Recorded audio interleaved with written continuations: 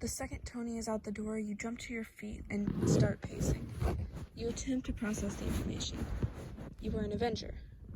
You could turn into a wolf and apparently some kind of hybrid. Correction, you can turn into a wolf. You lived with the Avengers since you were 15. You killed 83 people under mind control. That part brings a strangling sense of guilt to your throat, and you try not to think about it. They erased your memories? That part may be believable. Things weren't quite lining up, but you hadn't thought too much about it. Now that you thought about it, you didn't remember your childhood or really any time before you lived in that house by yourself. You try to think about what your life was before. You so badly want to remember. Memory. Today's the day. You can't take it anymore. You're running away. You gave them plenty of chances, but it's clear your foster parents are never going to change. You look at your reflection in the mirror. Your nose is bloodied and your eye is already turning purple where he hit you. You gently prod the area with a hiss of pain. You decide that you can clean yourself up after you escape. It won't be long before your foster dad comes stomping up the stairs, and you're not sure how long your makeshift lock will hold. You open your medicine drawer and empty all the contents into your backpack. All of your belongings fit in your backpack, and you don't have a phone. You toss your backpack over your shoulder and open your bedroom window looking down. You're on the second floor, and you don't have time to tie a ladder. You start trying to think of another way down, but then you hear banging on your bedroom door. "You better open this damn door right now, you little mutt!" The sound of your foster dad's voice scares you, and your wolf takes over. She throws you both out the window and rolls just right so you don't get hurt.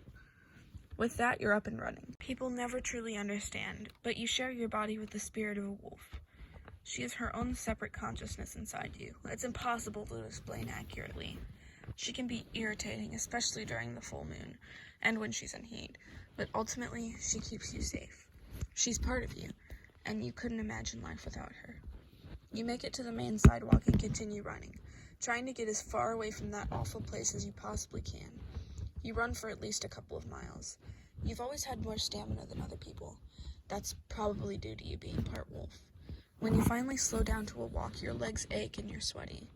It's only now that you begin to think about what you're going to do. You didn't think this far into the plan. You have no money, no food, no place to stay. You could probably find an alleyway to stay in for the night. There's no way you're going back. Anything would be better than that awful place. You can't go back to the abuse. You're lost in thought when you run right into a man on the sidewalk.